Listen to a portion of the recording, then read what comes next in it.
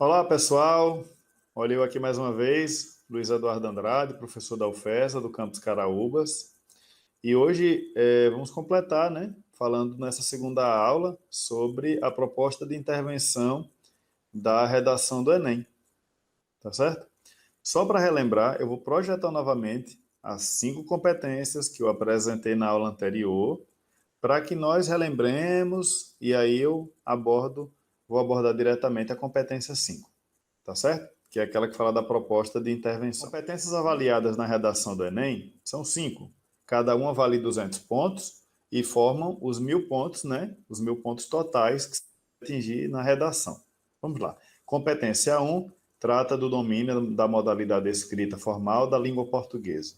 Eu já dei a dica, novamente eu repito. Atentem-se à escrita correta das palavras, aprendam a questão da pontuação, acentuação, certo? Vejam as frases, a questão da sintaxe para fazer uma frase completa, fazer uma frase com sentido, isso importa muito. Pois bem, competência 2, nós abordamos com mais profundidade no vídeo passado, no vídeo anterior, que seria compreender a proposta de redação e aplicar conceitos das várias áreas de conhecimento para desenvolver o tema, dentro dos limites estruturais do texto dissertativo argumentativo em prosa. Lembram? Ler os textos motivadores é fundamental para elaborar a sua redação e não tangenciar nem fugir do tema. Lembrem-se disso. Os textos motivadores ajudam para dar um encaminhamento. Diante deles, eu posso copiar alguma coisa? Copiar não, mas pode citar.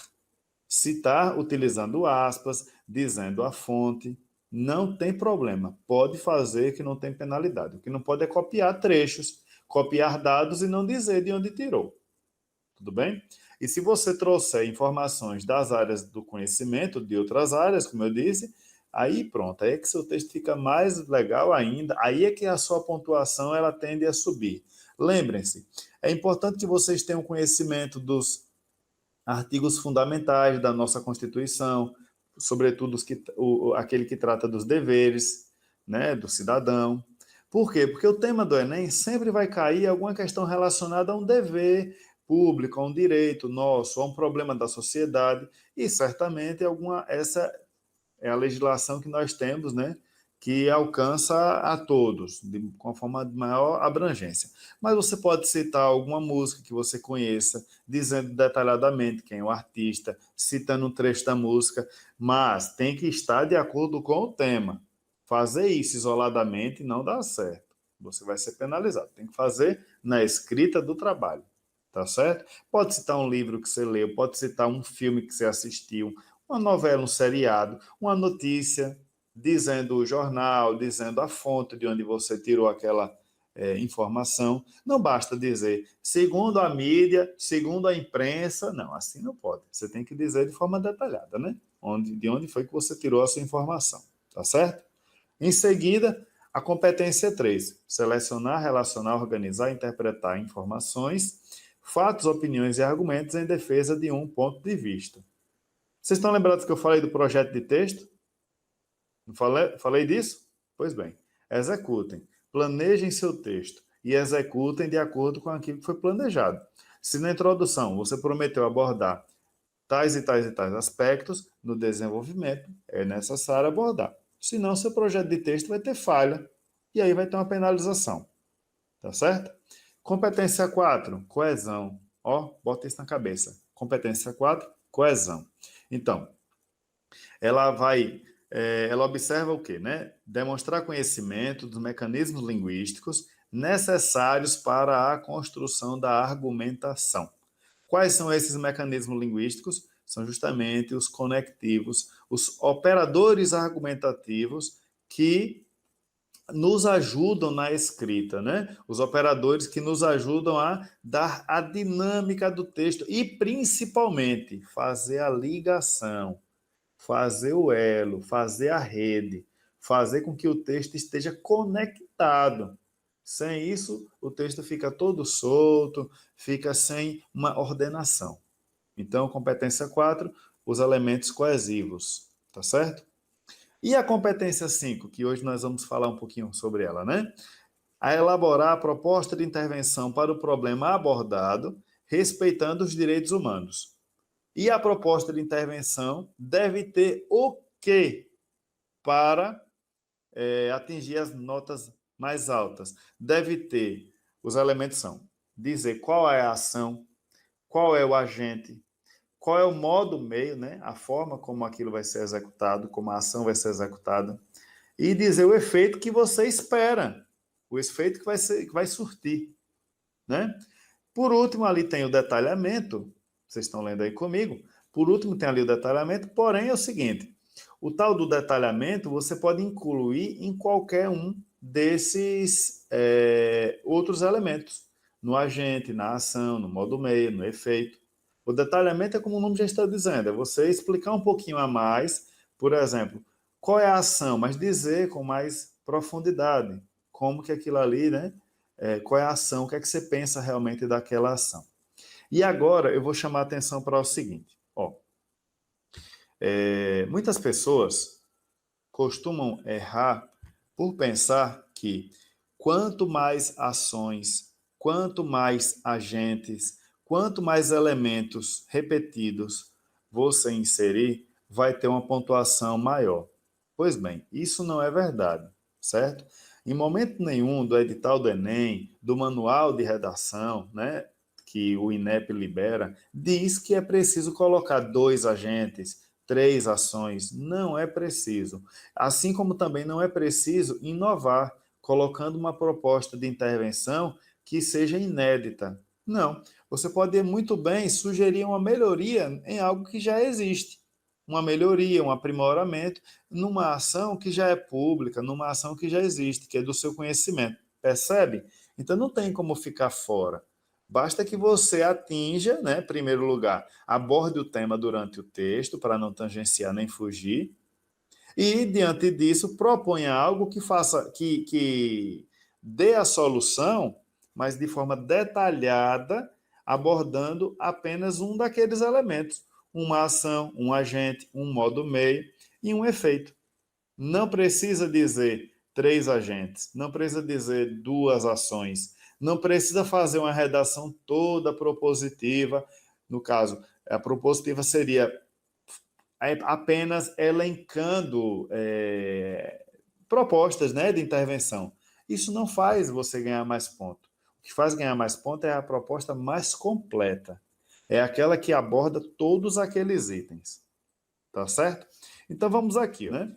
Então a proposta de 2019 é democratização do acesso ao cinema no Brasil. Bom, eu disse que o texto motivador, o primeiro, ó, ele aqui, o texto motivador 1 narra um pouco da história, né, do cinema, narra um pouco da história quando Georges Méliès e o outro Lumière, os dois franceses, estavam ali pensando, né, o Lumière não encorajou o outro, dizendo que não seria interessante, porque a máquina, o cinematógrafo, não serviria, as pessoas não teriam interesse, era uma máquina apenas para estudos científicos, e olhe o que o cinema hoje é, né, na vida da gente. Bom, essa virou, né, criou-se uma nova arte, né, como se chama a sétima arte. Pois bem, então o texto 1 fala disso. O texto 2, que menciona ali o filósofo, né, o pensador, sociólogo também, né, Edgar Morin, mostra como o cinema é uma máquina que registra a nossa existência. Né? A gravação em filme, isso que eu estou fazendo aqui não é cinema, claro, mas é fantástico. Imaginar que nós hoje podemos gravar nossa imagem em movimento, não é a fotografia, né? Gravar a nossa imagem e projetar por aí. Olhem as redes sociais, o sucesso que faz. Veja que algo que há 100 e poucos anos, né, era impensado, agora virou o que virou. Pois bem, o texto 3 mostra, novamente, da telona para as telinhas, mostra como cresceu o percentual de brasileiros que frequentam as salas de cinema e que têm interesse, né, por filmes também na TV. E aí tem todo o percentual. 88% dos telespectadores assistem a filmes na TV regularmente, 17% da população frequenta o cinema, 19% dos telespectadores de filmes na TV vão ao cinema e 95% que foram ao cinema assistem a filmes na TV. Mas aqui eu quero chamar um dado para um ponto ali, tá? Vou já chegar nele. E o texto 4, esse talvez seja o que melhor problematiza a questão. Vocês concordam comigo? Porque o texto 4 mostra como o Brasil já teve um parque, né, cinematográfico vigoroso, com quase 3.300 salas nos anos 70. Hoje, no caso, em 1997, como está ali o dado, chegou-se a aproximadamente, né, pouco mais de 1.000 salas. Então, diminuiu o acesso. Vocês concordam? De 3.300 diminuir para 1.000, então diminuiu o acesso. E esse texto mostra como, por exemplo, hoje os cinemas se concentram em áreas mais urbanas, sobretudo em capitais e dentro de shopping centers. Populações que são de cidades interioranas ou cidades que não têm um shopping center têm dificuldade, né? Ou seja, não tem cinemas. Então, temos um problema estabelecido aqui? Temos. Eu acho que isso é inquestionável. Concordam?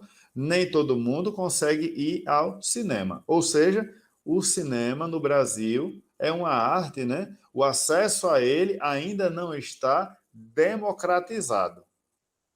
Concordam comigo? Pois bem, se fôssemos elaborar uma proposta de intervenção para solucionar o problema que é a democratização do acesso ao cinema no país, como é que você elaboraria essa proposta? Qual ação você sugeriria? Você pode sugerir que sejam abertas mais salas de cinema em cidades do interior? Sim. É uma ação válida? Sim. Você pode sugerir que haja um financiamento, né, de empresas para elas se instalarem no interior, empresas de cinema? Sim. É outra ação. Você pode também sugerir como ação, propor, né? Vou falar propor que é melhor, proposta de intervenção.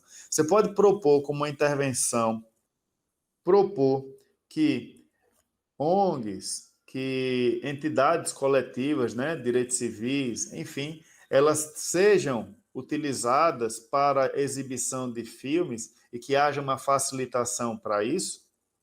Sim. Vejam, todas essas ações seriam válidas. É para eu colocar todas, professor? Não, não, não. Uma apenas. Você escolhe a que você achar melhor. Tá certo?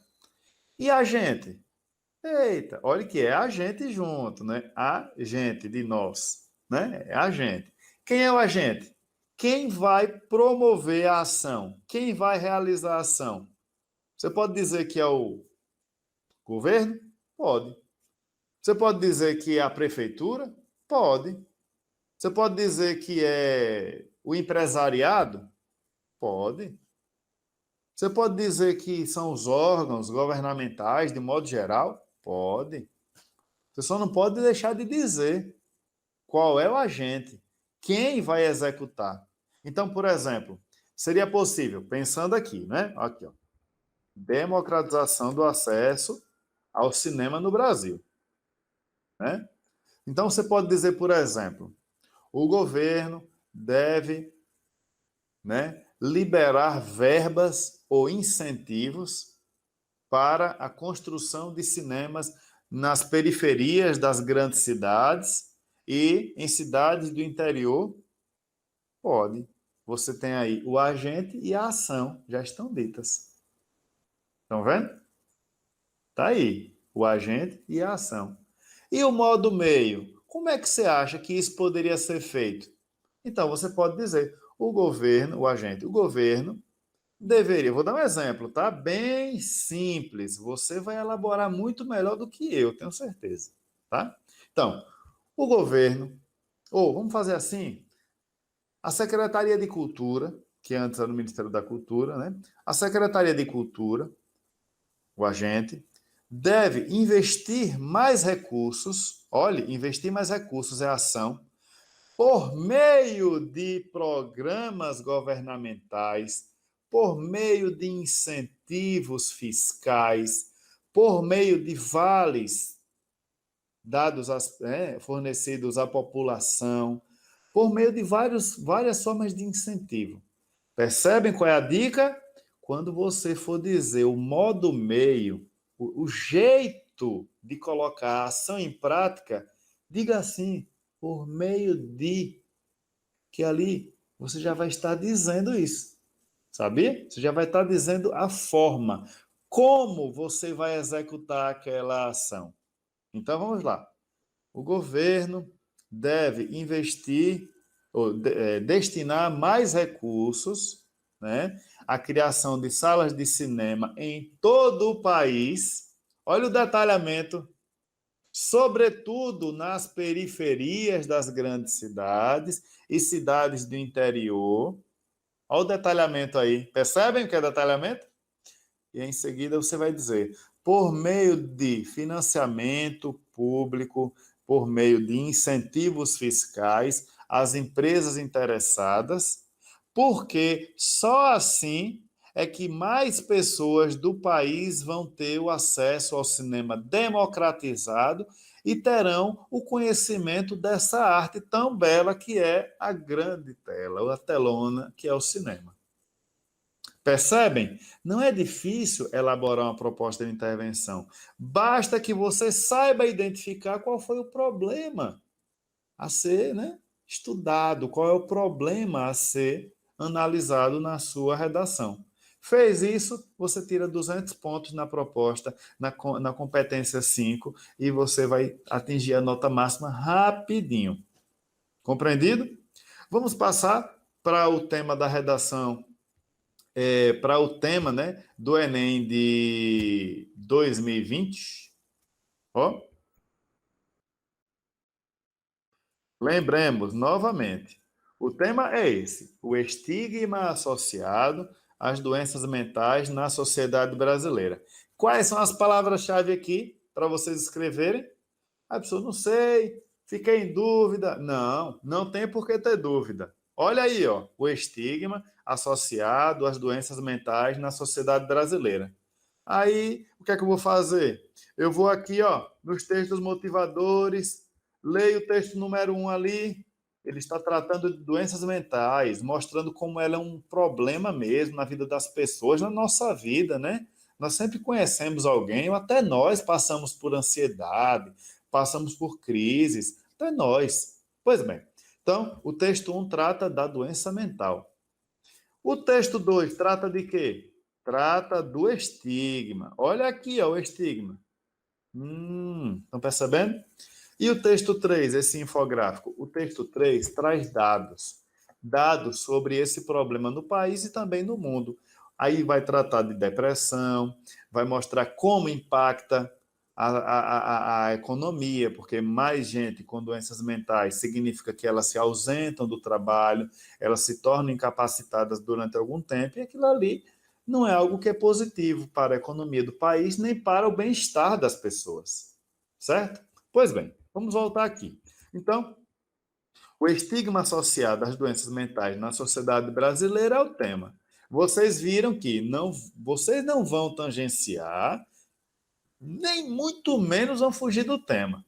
Basta perceber, não tem segredo. A proposta de redação tem tudo a ver com os textos motivadores, ok? Vamos lá. Então vamos ver. O estigma associado às doenças mentais na sociedade brasileira. Como é que você vai solucionar isso daí? Quem é o agente? Qual é a ação? Como? Modo meio. Qual é o efeito que você imagina que vai ter a sua proposta? Então, em primeiro lugar, eu já falei, vocês não precisam falar vários agentes, não precisa elaborar várias ações. Basta que elabore uma só e faça muito bem feito, certo? Deixe, se for o caso, para fazer já na conclusão, depois de ter elaborado os seus argumentos todos, e agora é só escrever. Pois bem, em primeiro lugar, vamos começar pelo agente. Qual é o agente que você imagina que poderia colaborar, né, para a solução desse problema? Bom, eu acredito que o Estado, né, o governo, só não. Acredito que as empresas também, as empresas, né, o empresariado poderia colaborar? Poderia. Então vamos apostar nisso? Vamos começar de outra forma agora. Na outra, sobre o cinema, eu apostei, né? Eu apostei na questão do governo. Eu disse, ó, o governo, a Secretaria de Cultura, enfim, os órgãos responsáveis, né? A Ancine, que é a Agência Nacional de Cinema, esses órgãos aí eu coloquei lá, né? Na conta do governo, digamos assim. Pois bem, esses aqui eu vou sair um pouquinho dessa figura do governo, que também tem obrigação, tá certo? Também tem obrigação. E aí eu vou pensar um pouco mais sobre a figura do empresariado, de que forma ele poderia colaborar. Então pensem aqui comigo, ó. O estigma associado às doenças mentais na sociedade brasileira. Então, você pode dizer algo do tipo assim: as empresas do país, ou as grandes empresas do país, né, que tenham mais de 50 trabalhadores, né, como funcionários, devem ou podem, eu acho bom quando digam devem, você já está sendo propositivo, propositiva na sua redação. Então, as empresas do país, aí faz o detalhamento, que tem mais de 30, 50, 100 funcionários, trabalhadores, aí é seu critério. Devem investir no RH, nos recursos humanos, na figura de um psicólogo, devem contratar um psicólogo, devem contratar um profissional que lide com saúde mental para dar suporte aos seus funcionários por meio de programas, palestras, incentivos, cartilhas, murais, aconselhamento, tratamento. Eita, modo meio não falta. Vocês concordam comigo? Modo meio não falta. Então você já disse, olha, o empresariado ou as empresas do país devem investir no setor de recursos humanos para a contratação de profissionais da área da saúde mental, né? Para que esses, de modo que esses profissionais intervenham com palestras, cartilhas, tudo isso, modo meio. E qual é o efeito? Porque só assim os trabalhadores terão apoio, auxílio, serão ajudados e se ausentarão menos das suas funções no trabalho, das suas funções laborais. Ei, gente, será que é tão difícil fazer isso? Não é. Vocês perceberam como que o detalhamento ele pode vir justamente na explicação que você vai dando na hora de escrever o agente, a ação, o modo meio e o efeito que você imagina que vai ter aquela proposta que você sugeriu. Proposta de intervenção, ela pode ferir os direitos humanos, por exemplo, se você sugerir que as pessoas sejam tratadas à força. Não pode.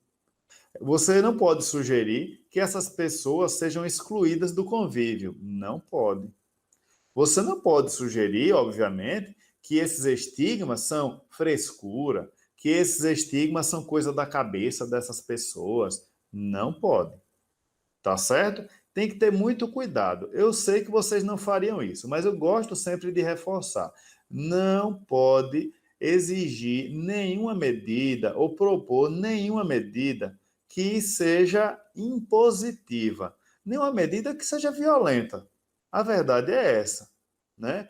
Toda medida que você propuser, ela tem que ter um agente que vai executar, uma ação que seja válida e modo, meio, né, a maneira de fazer e o efeito dentro daquilo que nós dizemos assim, dentro da nossa sociedade, dentro do que os direitos humanos prevêem. Porque o direito humano, apesar de a gente ter muita discussão sobre isso no país, o direito humano é o que nos garante o direito à vida, o direito aos bens de consumo, à saúde, à arte, é o que garante a saúde mental também, o acesso à educação. Tudo isso é um direito humano, certo? Então não vamos confundir, achar que uma coisa é outra, essa outra mistura com aquela outra acolá, né? Bom, afora essa brincadeira, eu gostaria também de chamar a atenção a vocês do seguinte, né? Eu disse que ia tratar apenas da proposta de intervenção, mas como nós ainda temos um pouquinho de tempo, então eu vou falar de outro assunto. Primeiro, o que é que não se deve fazer num texto da redação do Enem? Anotem essas dicas, certo? Primeiro, quando forem escrever os parágrafos, lembram quantos eu sugeri para vocês fazerem? 4 a 5 parágrafos, né? De 4 a 5. Nem mais, nem menos. Afinal, você só vai ter 30 linhas para escrever o texto. Tá certo? Então, faça o adentramento da margem. Não faça aquele texto todo quadrado. Não faça isso. Faça um parágrafo, dê aquela margem. O pessoal não ensina assim, bota um dedo mais ou menos para medir, né? Da margem. Pode começar dali, 2 dedos. Pois bem, comece assim, bem organizado. Pontue adequadamente dentro dos parágrafos. Não faça frases tão longas, frases com 3, 4 linhas, fica muito pesado. E o risco de você escrever uma palavra errada, errar uma concordância, errar uma regência, errar alguma coisa do tipo é grande. Então não faça isso, certo? Faça trechos mais curtos, frases mais curtas, bem pontuadas, frases completas, tá certo? Outra coisa que muita gente tem dúvida, minha letra, professor Luiz Eduardo, minha letra é um pouco feia, assim, as pessoas reclamam. Eu vou perder ponto por causa da minha letra, e eu te respondo o seguinte: olha, a letra que a gente diz feia é aquela que a caligrafia, né? A pessoa tem dificuldade. Pois bem, a letra feia, popular, não faz você perder ponto. Não faz.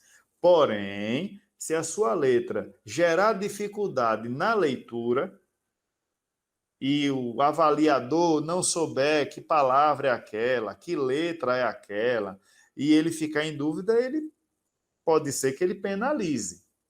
Então, se você tem uma letra muito grande, muito pequena, uma letra, não tem problema. O que você se prejudica é uma letra grande demais, acaba as 30 linhas rapidinho.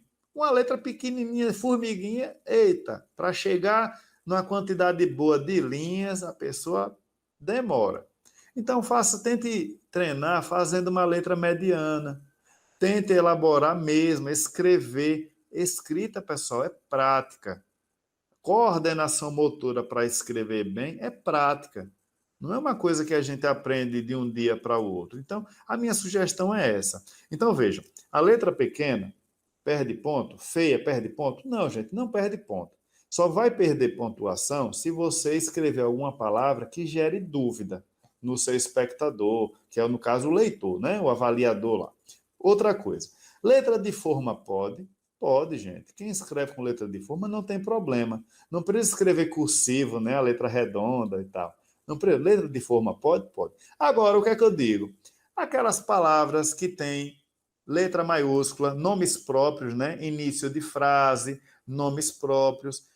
O que é que eu sugiro? Escreva a inicial com a letrinha diferente, um pouquinho maior, porque aí a pessoa que vai ler sabe, olha, ali, ó, essa pessoa aqui que escreveu o texto, ela sabe usar o nome próprio e colocou letra maiúscula aqui, ó. Entende? Então, assim, não faça a letra de forma toda igual. Pode fazer, não tem perda, não tem penalização nenhuma. Porém, é preciso que você faça essa diferença para deixar o seu texto mais arrumado, certo? Quando for separar a sílaba, no final da linha, você escreveu, chegou no final da linha, vai separar a sílaba. Como é que você faz aí? Olha, eu sugiro, que é o certo, que você coloque a separação da sílaba no meio da linha, tá? Tem gente que coloca a separação da sílaba embaixo, né? Coloque embaixo, assim, embaixo da palavra. Não, coloque na frente. Vamos supor que você vai separar a palavra problema. Aí você escreve problema, aí tracinho na outra linha, má. Só vai tracinho aqui, na primeira linha. A linha de baixo, não. Tá certo? Então, problema e o tracinho, que é o hífen. É um hífen. Tá certo? Coloque na frente da palavra. Não coloque embaixo, não coloque embaixo da letra. Tem gente que faz isso. Não faça, não. Tá certo? Coloque ali. Problema. Separe direitinho. Não faça frases soltas no texto. Não coloque seu nome, data, horário, nada que possa te identificar, rubrica, né, aquela assinatura, não faça isso. Desenho. Tem gente que quando vai fazer o pingo do i, bota bolinha, bota. Tente fazer de uma forma que fique mais limpo assim o seu texto, para não gerar dúvida em quem vai corrigir. Essa é a minha dica, para que você faça um texto bom, para que você faça um texto organizado e não tenha nenhuma penalização por conta dessas miudezas, porque o que tem que prevalecer são suas ideias, tá certo? Então tá, fechando tudo. Escreva bem, atente-se à escrita. Ninguém vai perder tanto ponto se errar uma vírgula, uma acentuação, errar uma letra, uma palavra, mas é importante cuidar disso, pontuar certinho, não fazer frases tão complexas, né? Frases tão extensas. Na hora de fazer a elaboração do tema, é importante que faça citações, traga elementos de fora, traga informações que você tem de experiência de vida, mas diga a fonte, diga a fonte. É possível utilizar as informações dos textos motivadores? Sim, eles estão ali para isso, mas não pode copiar, é preciso citar, dizendo que você tirou dali, colocando entre aspas, se você preferiu tirar uma frase, um trecho, tá certo? No projeto de texto, na hora de elaborar, você começou a sua redação, né? Então, atualmente no Brasil, o problema do acesso ao cinema vem desde muitos anos, porém nem sempre foi assim. Aí você vai tirar dados dali, né? Conta, de acordo com os textos motivadores, ou você coloca lá a fonte também, se quiser. De acordo com os textos motivadores, nos anos 70 houve muito mais salas de cinema abertas e atualmente são menos. Sendo que, ponto, né? Dessas salas, a maioria fica nos grandes centros urbanos, em shopping centers e nas cidades do interior e nas periferias das grandes cidades, o acesso é limitado. Ponto. Ali mesmo na introdução você já pode sugerir, né, que o Brasil hoje tem um parque cinematográfico muito importante, com produções interessantíssimas. Há uma tradição, né, brasileira, com filmes concorrendo ao Oscar. Tudo isso você pode elaborar e trazer no seu desenvolvimento. Mostrar, por exemplo, que tem filmes que tratam justamente da dificuldade das pessoas acessarem o cinema, né? Quem não já viu um filme chamado Tapete Vermelho, que fala disso, Cine Hollywood trata disso, e tem outros, eu sei que tem outros, tá certo? Isso eu estou falando desse tema. E aí tem uma coisa, pessoal, pensem o seguinte, saber o tema não ajuda em nada. O tema sempre vai ser sobre algo que você conhece. O tema vai ser sobre algo que você tem conhecimento. Algo que seja um direito seu, um direito nosso. Um problema que todos nós sentimos na pele. Ou se não é conosco, é com alguém do nosso lado. Então, na hora de elaborar, você pode recorrer à legislação, à Constituição, você pode recorrer às suas informações de vida, desde que você cite as fontes e elabore de uma forma que tenha profundidade. Eu já mostrei, é fácil elaborar o texto sem fugir do tema. Basta ver a proposta e ler os textos motivadores. Feito isso, o projeto do seu texto ele naturalmente vai se encaminhando. Por quê? Porque você agora tem argumentos. Você soube ler a proposta.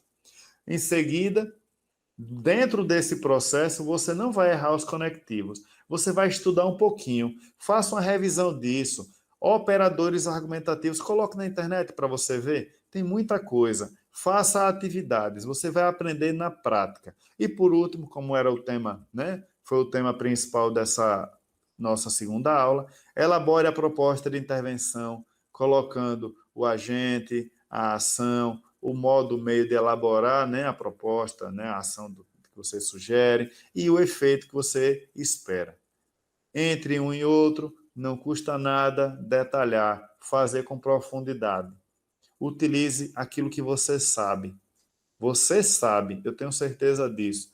Você vive dentro do mundo, você não está isolado, você conhece das coisas. Sugira, sugira aprimorar, sugira melhorar. Faça isso, diga quem você acha que deve executar. Não precisa fazer lista, basta que elabore um agente, o quem, o como, o que, para quê. Feito isso, você vai ter uma nota maravilhosa. Aí depois conta pra gente como foi, tá bom? Um abraço, desejo a você uma boa prova, bons estudos e estou à disposição para tirar dúvidas, quem quiser falar comigo por aí. Um abraço.